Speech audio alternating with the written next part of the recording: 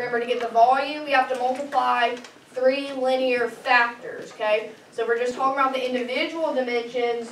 We'll just write that, like the height is just measured in inches. Okay, so then what did you guys get when you calculated length? That would be the 15.7? Yep.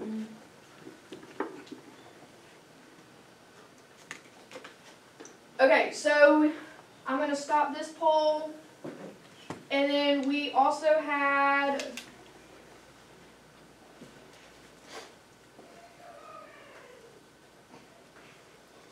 one more possible value for the height. So if we were given this height value of 3.78 inches, what would the other dimensions be?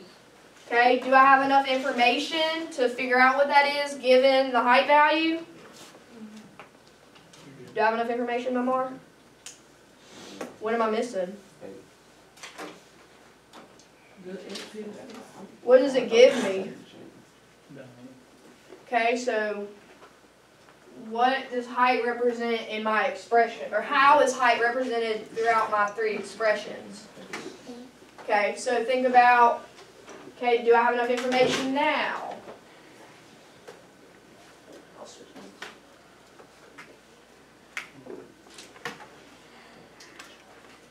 Okay, so I like, well, I did like it.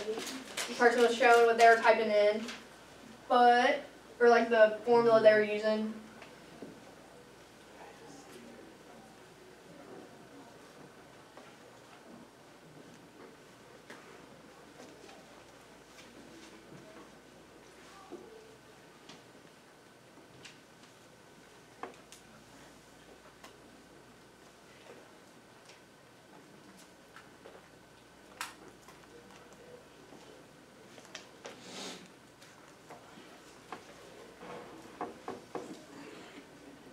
Okay guys, so yeah, it looks like a lot of people are understanding, I guess, this process a little bit better. So I want you to keep these ideas in mind, like how did we use these formulas like for volume because of what we're about to go into. Let me ask this, does anybody have any, or what are your questions about anything from this? Okay. I'm going to switch this over real quick. So, you should be on page, it's like right after where we're finishing on Friday. M160 is where this is going to be. So we just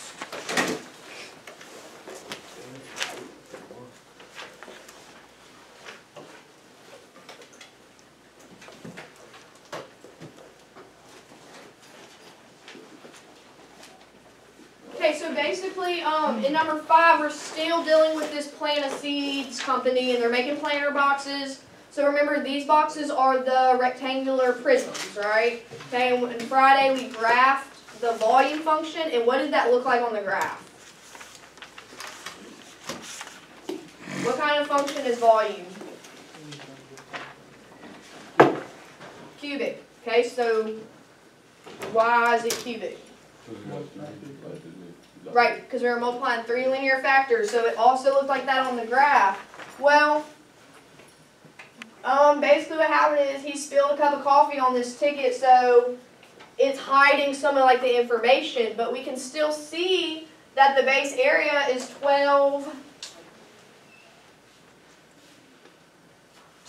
square inches. So we're going to try and use that to determine our other dimensions for the planter box, okay?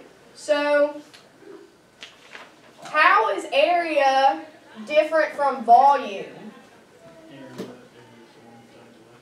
Say that again, Keyshawn? Okay, area is calculated by length times width. So that would make the area function what kind of function, or the area to be what kind of function? Okay. So thinking about, okay, we'd be multiplying 2 linear factors in that sense. Okay, let me write that down. So area would be length times width. Okay, how did we calculate length and width like previously?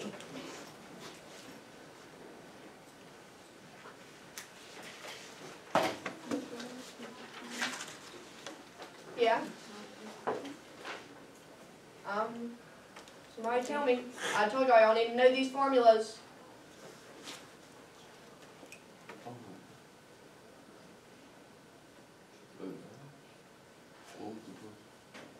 Remember, how do we calculate the length and the width?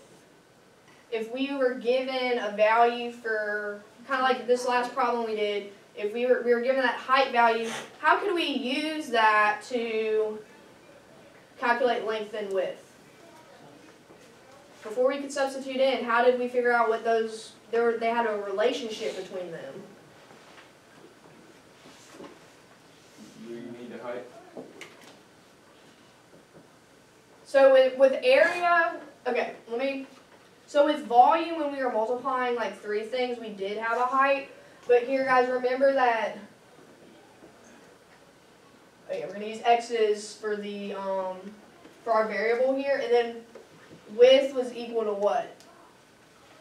12 minus 2x. That's backwards. Well, 18.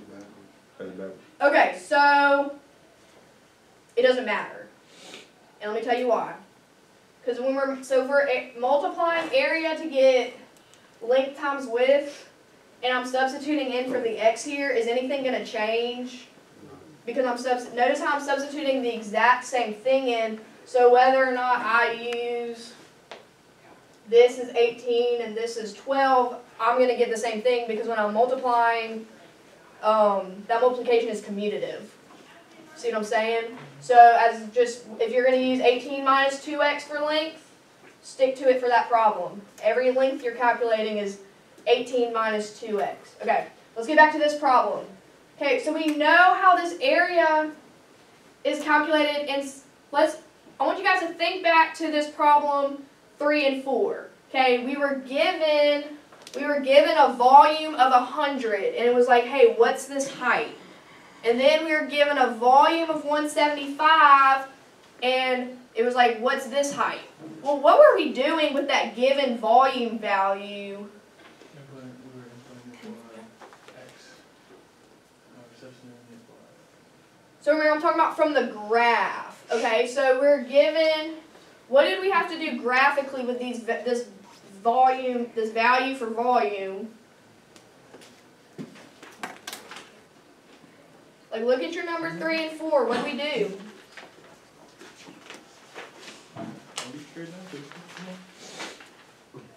What did the volume function look like on a graph?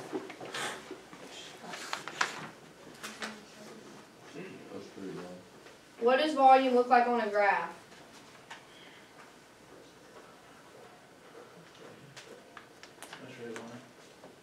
So what kind of function is volume? Cubic. So is it going to look like a straight line? No.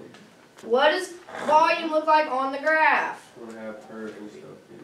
Okay, it's going to have curves and stuff in it because it's cubic. So, remember, we had to graph the volume function, and then what else did we graph? We did graph a line, but what did that line represent? So, that line was our given volume. Okay? Let's use that here a little bit. What information are we given?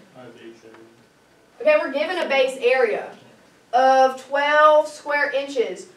Do you guys think we have enough information to graph this area function?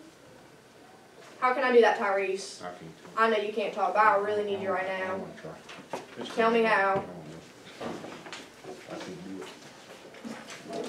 How did we graph the volume function, guys? What did I graph to get that cubic shape?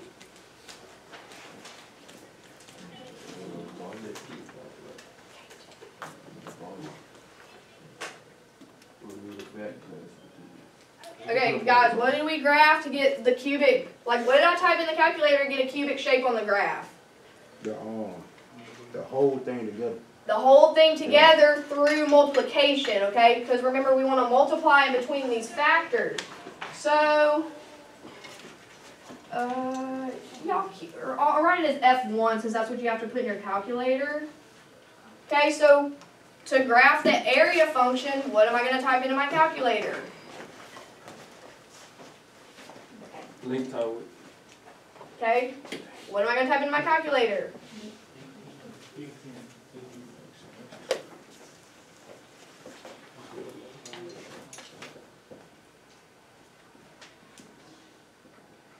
Okay, and then also, before we do that, remember, when we are given a volume, when we are given a value for volume, we had to graph two things. We had to graph the value and then just the volume function.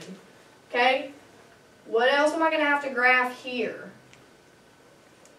Because I'm trying to look for, remember, where they intersect on a graph is where, those are my possible solutions.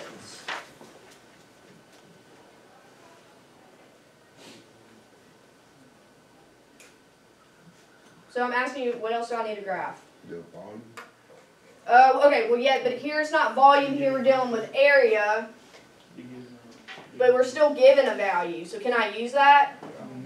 Okay, when you were given the volume was 100, what did you graph? 100. What was the line you graphed? Like the equation for the line?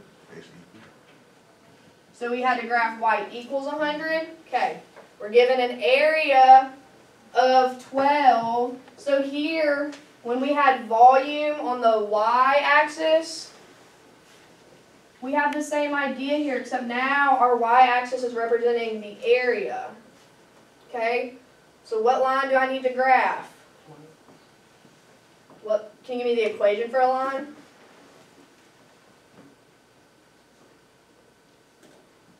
Y gives them x plus y.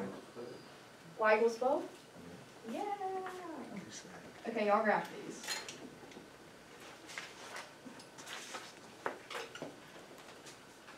Okay, so all this to say, I want you guys to graph these two lines and think about, okay, because remember we're using this base area to find all the other dimensions. Okay, when you graph these lines, what information is that going to give us?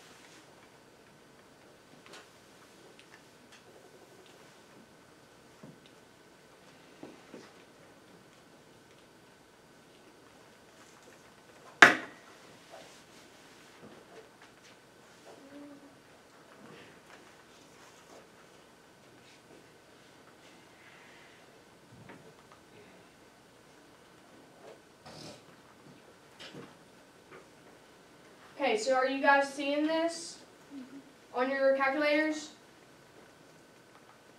So you might, remember putting 2 on the same window, you might have to make sure that other box is checked off so it actually shows that function on there.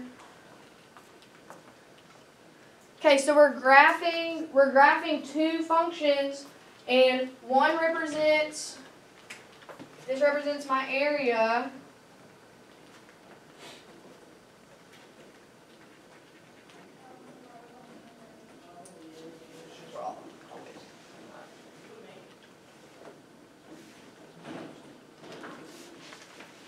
Okay, so what do I need to do now that I've graphed, I have 2 graphs on here, what am I looking for? Okay, why am I going to look for points of intersection? Okay, so, right, what he's saying is I'm looking for, like, these points of intersection to determine, 1, do they fit the context of our problem?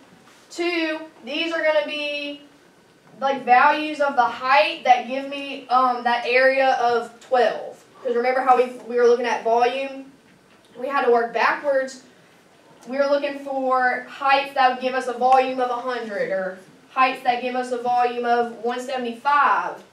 Okay, so go ahead in your groups, analyze the graph for the points of intersection. Okay, you're going to do a few things. Do that. Determine if they work for our problem, and if they do work, calculate the other dimensions, which I'll put back up here. Okay, y'all know what to do? Y'all know what to do? I mean, because I'm assuming. Okay, so I'm going to put back.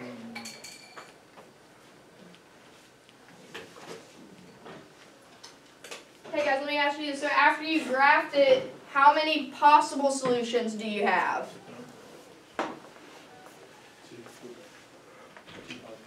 Okay, do y'all see how there's 2 possible solutions?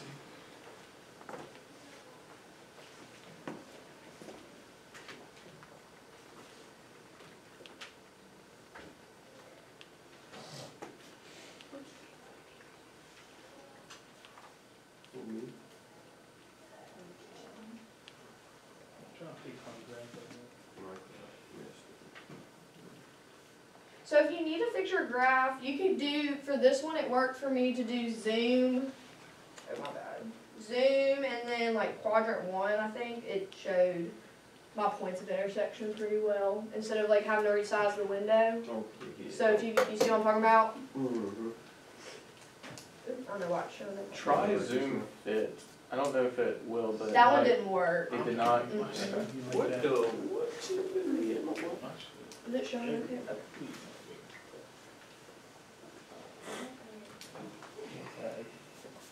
I don't know what you did. I don't know what I did either. Look at it.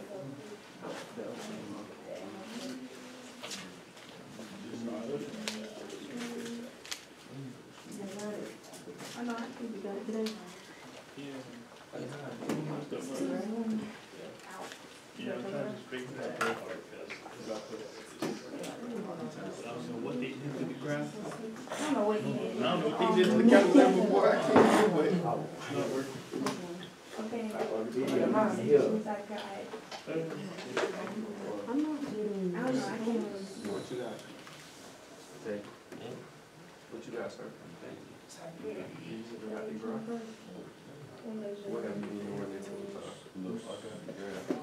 Okay, guys, if you still can't see it, do Windows Zoom and then zoom to quadrant 1. Windows Zoom, zoom to quadrant 1. Like that's an option, yeah, 'cause it'll allow you to see both the functions. Okay, and then from there you can analyze the graph. I can't see my phone.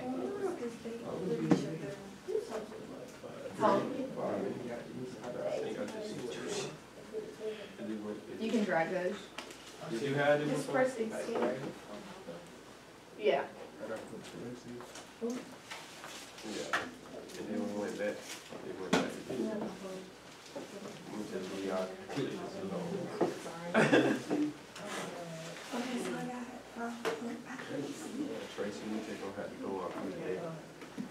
So it's on it. Why points like So those are just the labels. You can move them.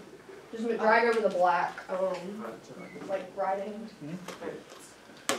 Huh? Okay, so he's gonna tell you how to get those, how you find the points of intersection on the graph. No?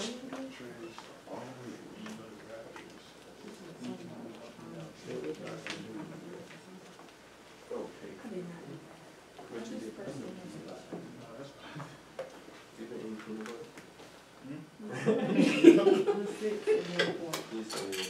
I know, I'm sorry.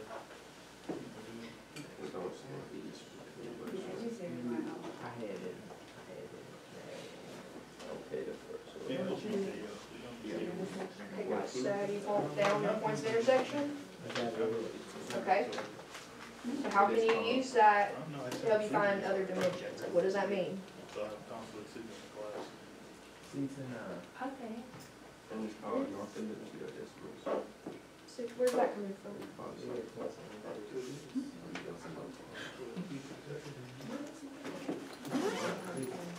The first one I got, 49.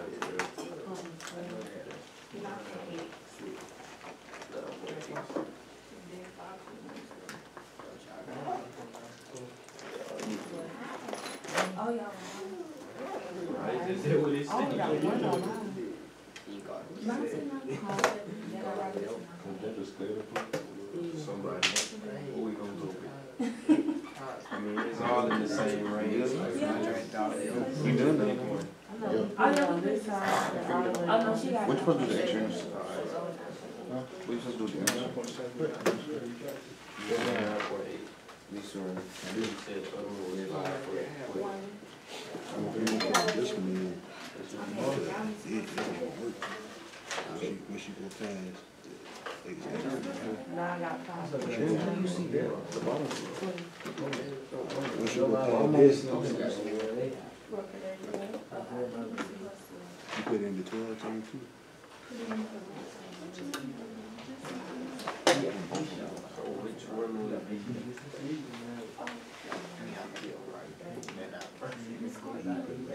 Yes.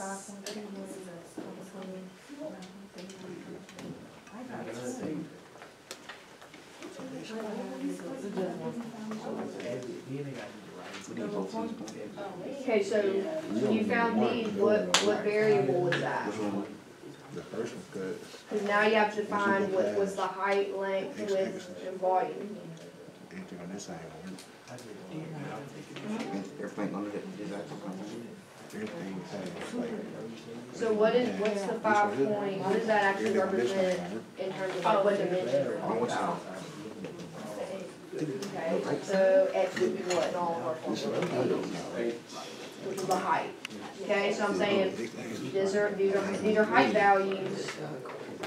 Can you use the height values to find the other dimensions? On this side won't work. Okay, but also think about, do those two height values that are on the graph, like, do both of those work for the context of our problem? Huh? Work on this side. Well, what height values do we need to stay in between, like, think about the domain of our problem. That's what we're talking about here. Okay, so y'all got your points of intersection, okay, and you wrote, so what do those points of intersection represent? Like, what do those values represent? So, okay, so if you're doing it for the height value, and you substitute it in, so you can just round to 2 decimal places, if in the future, like, you can just write 5.21, but yeah, substituting it in, finding these other dimensions. So, do you guys see how we're able to work backwards in that sense?